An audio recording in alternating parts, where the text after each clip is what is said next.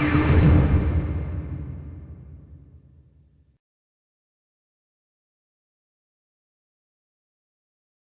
Ranjeet Wallia, based from Chi Commodities, Canada.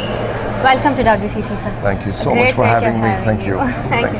How has the season been in Vietnam? What are your predictions for the year 2017? Vietnam has had a late start this year.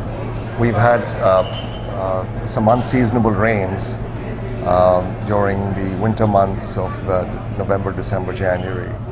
And the crop has not, the first harvest or the first crop that they expected in January didn't happen. The main crop, which generally tends to arrive between late Feb, early March, looks like it's maybe 4 weeks late.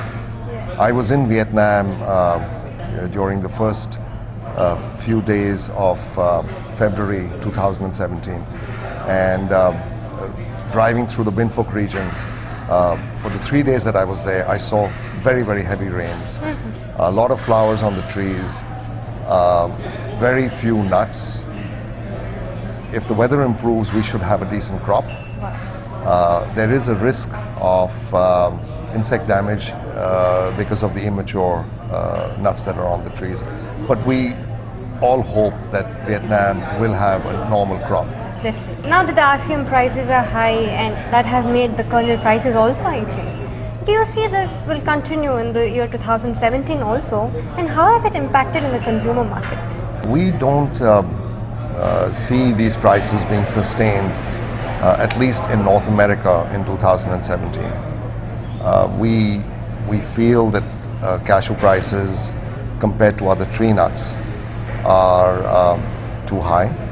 A lot of people at this convention will not agree with my views, but you know, it's always good to listen to both sides when it comes to marketing and production costs. I do believe that the price cannot be maintained on the shelf. At the same time, we know that with the millenniums and the baby boomers, there's an increased usage of superfoods like cashews. Right. So that may hold the prices up for a while. But I'm really not very sure that at $4.50 for 320s or $5.30 for 240s, we will be able to achieve the exponential growth that we've seen over the last 5 years. Right. So could you please tell us briefly about the consumption pattern in North America, different forms, the grades which are innovative? The primary usage is the snack industry. I think if I'm not mistaken, it's over 50%. Snack foods are there where cashews are a major component. We've seen other uses that have come about, like cashew milk, cashew butter, Right. Energy bars, cereals. These are some of the innovative ways where cashews have seen growth. And we do see this trend continuing, at least for the next few years, where the baby boomers and the millenniums, as I just mentioned, Yes. will continue to consume this as one of their energy sources. Now that cashews are not the cheapest of the nuts, do you think there will be a shift towards the other cheaper nuts? We do think so. We think that this price, almonds are a lot cheaper. People will say that you can't substitute almonds with cashews, but our opinion is that it is price sensitive. There are other options available to the consumer, and the consumer may consider switching to other tree nuts. We also believe that the promotional business, which represents a very large percentage of the snack food demand, will shift to almonds. We think on the premium mixed nuts, the the formulas may be changed where from 50% cashews, they may change to 50% almonds. So this could impact consumption and demand.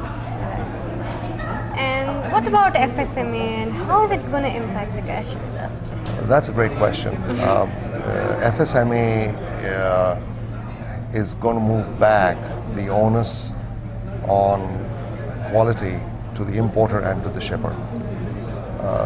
Food safety is become a very large concern in North America. If people, it's basic food safety, it's hygiene, it's knowing your product. I'm hoping, and we have seen tremendous evolution at source where machines have been put in, hygiene is being enforced in rigorous ways at factories. I do see a shift where the shippers will take more precautions in dealing with food safety. Right. Sir, it will be so interesting for our viewers to know your journey, sir. 30 plus years and still counting in cashews. I want to know your journey very nice. So I started in '79 buying Indian walnuts from the Jammu Kashmir region and shipping it to Europe.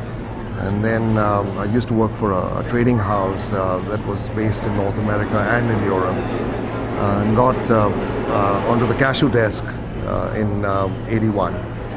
At that time, with a lot of support from friends in Koilon, in Kerala, who encouraged me, who gave me the strength and were willing to share their wisdom with me in trading of cashew kernels. As we all know, in the 80s, India was the driver in selling kernels. Living in Canada and operating in North America was initially a bit of a challenge, but with all the support that I got from our friends in India, was great. In 87, I think, 87, we started CHI Commodities. My father was there, and I had the support of the family. And we recognized the potential in Vietnam as a supply source. I worked with the Vietnamese very closely through the early 90s and got our first shipments of 6 containers of 320s I think it was 92 or 93 when we got the first shipments out. Today, the Vietnamese, the Indians are great supporters to us on the supply of kernels, and the business has grown. We've also had a tremendous amount of support from our clients, our customer base, and it's been an interesting journey. The markets have moved up, the markets have moved down, players have changed, people have come back. Yeah. It's a very closely knit family that we have, and I'm proud to be part of it and happy that they've supported me. What do you think about WCC and what are your expectations for next year? Well, the WCC has surprised me in its phenomenal growth in 3 years. I am truly proud to be part of it this year.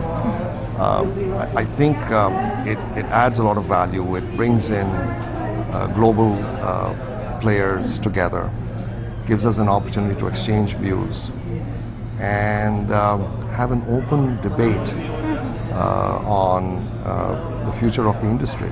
And I do wish it all the success. Thank you so much. Thank you so much. It was a great pleasure having you. Thank you so much.